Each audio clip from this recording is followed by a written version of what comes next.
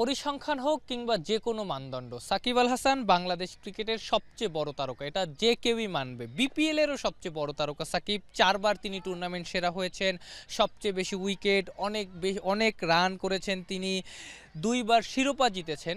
সেই সাকিব আল হাসান এবার নানা কারণে বিপিএল খেলতে পারছেন না।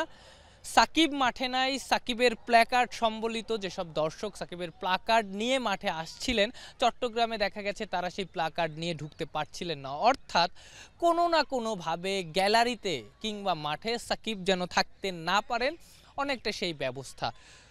তো একটা দরজা যদি বন্ধ হয়ে যায় তখন মানুষ আসলে অনেকগুলো দরজা খুঁজে নেওয়ার চেষ্টা করে, অনেকগুলো উপায় খুঁজে নেওয়ার চেষ্টা করে। সেটাই সাকিব ভক্তরা করেছেন।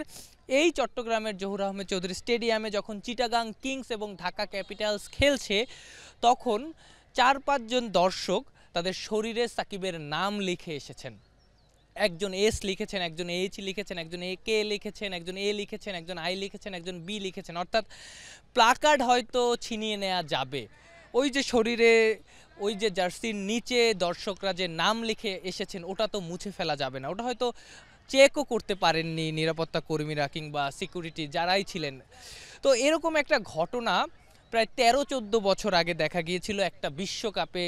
বিদেশি দর্শকরা, তখন সাকিব একদম নতুন, মাত্র 2-3 বছর ইন্টারন্যাশনাল ক্রিকেটে খেলেছেন, মাত্র আমি যদি ভুল না করি আইসিসির নাম্বার 1 অলরাউন্ডার তিনি মাত্র হয়েছেন ওয়ানডেতে।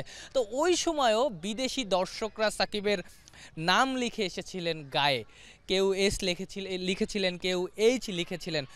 অর্থাৎ এই 15 বছর পর কিংবা 13-14 বছর পর বাংলাদেশি দর্শকরা যেন সেই পুরনো ঘটনাটাই আবারও মনে করিয়ে দিলেন, এবং আবারও তারা মনে করিয়ে দিলেন Shakib Al Hasan is the biggest hero of Bangladesh. তারা আবারও মনে করিয়ে দিলেন সাকিবের ভক্তরা সাকিবকে কতখানি ভালোবাসে।